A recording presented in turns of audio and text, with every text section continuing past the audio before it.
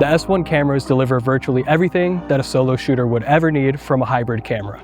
You have access to open gate in all three of these cameras, but the main difference being that the S1R Mark II shoots an 8.1K open gate, but the S1 Mark II and the S1 Mark IIe shoot in 6K open gate. This gives you room to reframe your image and post with ease to fit whatever end deliverable that you will ever need. But the S1 Mark II is the only one capable of shooting in 5.1 60p open gate. This, paired with multiple frame markers, is a powerful combo, but we will cover that later in a bit. Inside these cameras, you also have access to RE Log C3 via paid upgrade. This allows you to use them as B cameras on set to easily match your footage to RE cameras. Here is how you access it. Simply go to video page 1, select photo styles, and scroll until you find RE Log C3, and you're ready to go.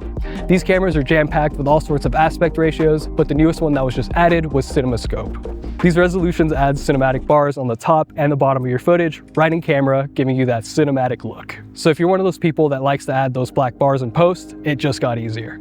To access CinemaScope, it's as easy as changing your recording quality. Go to video page 1, record quality, display filtering, resolution, and in here you can access your 6K CinemaScope aspect ratios and your CS 4K aspect ratios. The S1 Mark II cameras can record 32-bit float internally using the XLR2 microphone adapter, so you no longer need to stress about your levels when recording. 32-bit float is an audio format that gives you extra dynamic range to your audio signal. This format gives you the flexibility to recover audio that usually would be peaked when something is too loud, or bring back audio when it's recorded too low. To enable the adapter, go to video page 1, scroll down to audio 2, and in this menu, click the XLR mic adapter setting and turn it on. Then simply scroll up until you find your sound record quality. Within this menu, you'll find your options and simply set it to your desired 32-bit float option. The S1 Mark II cameras have the ability to sync timecode via Bluetooth using a device like the Atomos Blue. Timecode makes it much more convenient for your workflows to sync your footage when using multiple cameras. You can now internally record up to 5.8K 30p ProRes RAW HQ and 5.8K 30p 422 HQ. So you can have the highest quality and flexibility in post as possible. And here's how you change your recording quality. Go to video page 1, scroll into image format 1, select your record file format, and change your format to Apple ProRes.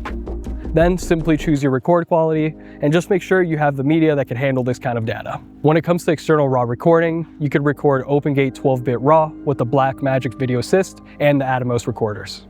This will give you the ultimate flexibility to edit your video settings in post.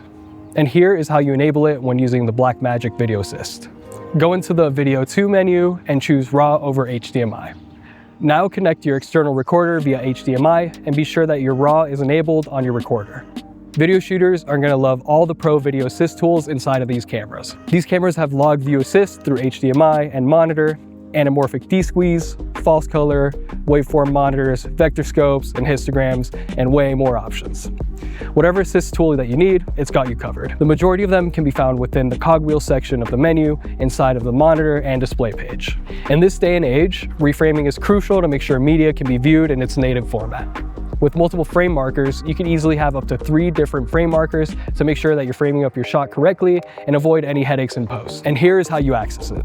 Inside of the cogwheel section of the menu, scroll down to Monitor Display Video 1 and click on the frame markers. When you click on Set, you will see your 3 options to select your frame markers. When you click into one of these, you can select between 17 different presets and even make a custom one. You also have the option to select your frame mask opacity, and you can also enable and disable live view frame adjustments in here. This allows you to move your frames in real time before shooting. As you can see, there's no shortage of video tools and capabilities that these cameras have. No matter your situation, you can trust these cameras to have you covered.